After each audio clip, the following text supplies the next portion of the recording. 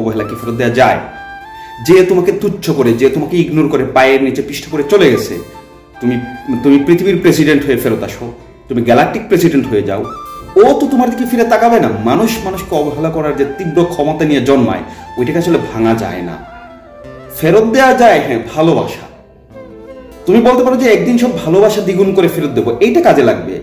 এই যে তুমি ভঙ্গুর ছিলা, তুমি তুচ্ছ ছিলা, এই সময় তোমার দিকে যে একবার ফিরে তাকাইছে, তোমার কাঁধে যে হাত রাখছে, তুমি তার দিকে তাকায় বলো যে একদিন সব ভালোবাসা দ্বিগুণ করে ফেরত দেব। এইটা দেয়া যায়, এবং মানুষের আসলে এই জায়গায় কাজ করা উচিত, অবহেলার জায়গায় না। সো আমাদের ফেরত দিতে হবে কি? ভালোবাসা। আর যে অবহেলা করে গেছে, ওরে ছেড়ে দাও, ওরে ক্ষমা করো।